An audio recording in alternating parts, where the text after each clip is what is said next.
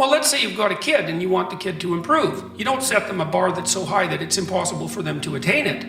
You take a look at the kid and you think, okay, this kid's got this range of skill.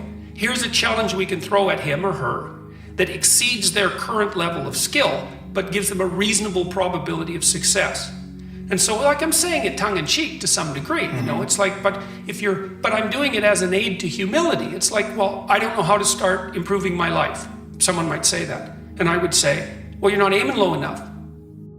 There's something you could do that you are regarding as trivial, that you could do, that you would do, that would result in an actual improvement. But it's not a big enough improvement for you, so you won't lower yourself enough to take the opportunity. Well, what do you do when you go and lift weights? Yeah. You don't go and, like if you haven't bench pressed before, you don't put 400 pounds on the damn bar and drop the bar through your skull. Right. You know, you think, look, when I started working out when I was a kid, I was weighed about 130 pounds and I was 6'1". I was a thin kid and I smoked a lot. I wasn't in good shape. I wasn't in good physical shape.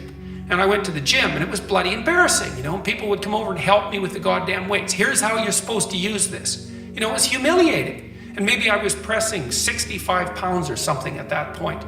You know, but what am I gonna do? I'm gonna lift up 150 pounds and injure myself right off the bat? No, I had to go in there and strip down and put my skinny goddamn self in front of the mirror and think, son of a bitch, there's all these monsters in the gym who've been lifting weights for 10 years and I'm struggling to get 50 pounds off the bar. Tough luck for me. But I could lift 50 pounds. And it wasn't very long until I could lift 75. And, well, you know how it goes. And I never injured myself when I was weightlifting. And the reason for that was I never pushed myself past where I knew I could go. And I pushed myself a lot. You know, I gained 35 pounds of muscle in about 3 years in university. I kind of had to quit because I was eating so goddamn much I couldn't stand it. I was eating like 6 meals a day. It was just taking up too much time. But there's a humility in determining what it is that the wretched creature that you are can actually manage. Aim low. And I don't mean don't aim, and I don't mean don't aim up. But you have to accept the fact that you can set yourself a goal that you can attain, and there's not going to be much glory in it to begin with. Because if you're not in very good shape, the goal that you could attain tomorrow isn't very glorious. But it's a hell of a lot better than nothing, and it beats the hell out of bitterness, and it's way better than blaming someone else. It's way less dangerous, and you could do it. And what's cool about it, there's a statement in the New Testament. It's called the Matthew Principle, and economists use it to describe how the economy in the world works. To those who have everything, more will be given. From those who have nothing, everything will be taken.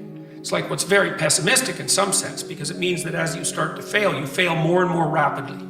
But it also means that as you start to succeed, you succeed more and more rapidly. And so you take an incremental step and, well, now you can lift 55 pounds instead of 52.5 pounds. You think, well, what the hell is that? It's like, it's one step on a very long journey. And so it starts to compound on you. So a small step today puts you in a position to take a slightly bigger step the next day. And then that puts you in a position to take a slightly bigger step the next day. And you do that for 2 or 3 years, man, you're starting to stride.